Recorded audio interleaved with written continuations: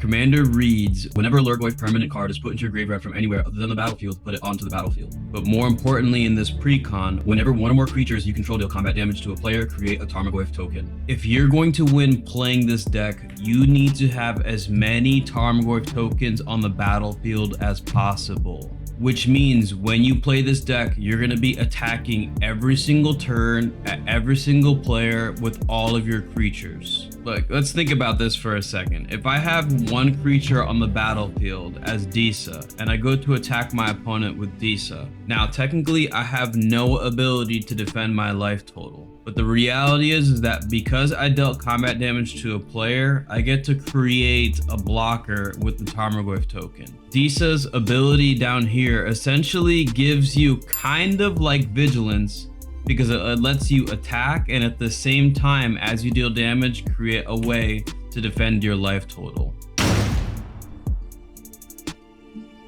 There are going to be times when you're playing that as you attack, you're not able to deal combat damage to your opponent, which means that you're not going to be creating that Tarmogoyf token. When this happens and as you have no blockers, tell your opponents, look, I have no blockers, you can attack me. Anybody can attack me, I have no blockers. When your opponents decide to attack you, that means that they have less blockers left to be able to stop you from attacking them.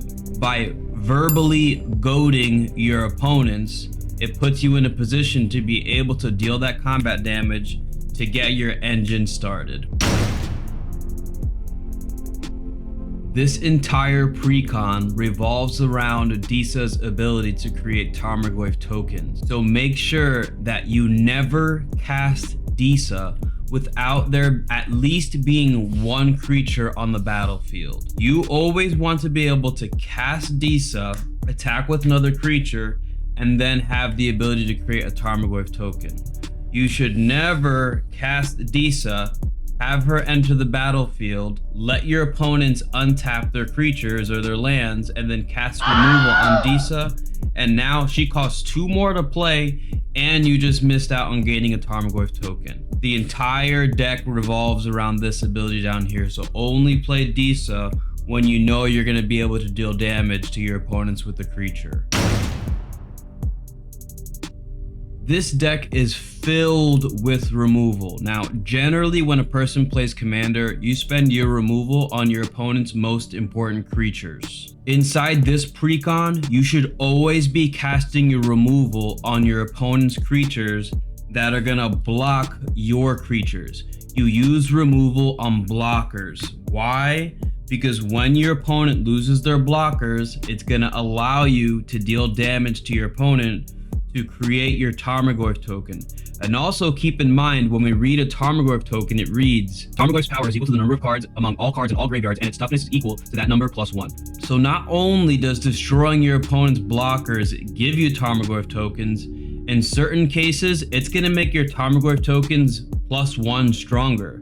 So always spend your removal. Do not save your removal. This deck, you're going, if 10 is as fast as you want to play a deck and is as aggressive as you're gonna play, you play this deck at a 15. You are full aggro when you are playing this deck.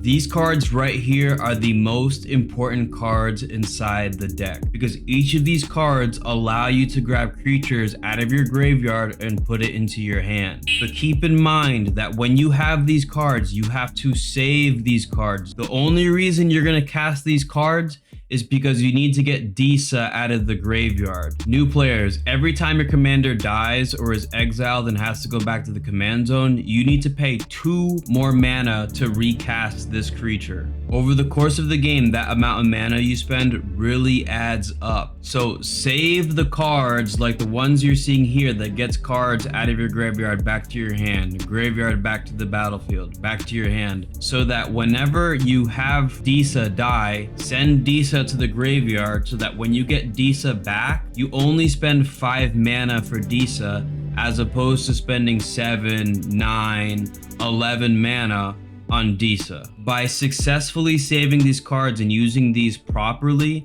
when your opponents remove Disa, and essentially removing your ability to make Tarmogoyf tokens to get your engine going, you just immediately get right back into your engine so that you can just overwhelm your opponents with all your Tarmogoyf creatures. If you got value out of this video, please subscribe and like this video so that other people like you can watch this video. And also keep in mind that we do have a Discord community as well. So if you'd like to play games of Magic against me and my friends, you can go ahead and join that, okay? Always remember, eat healthy, okay? Work out every single day. Most importantly, you guys gotta remember to believe in yourself, all right?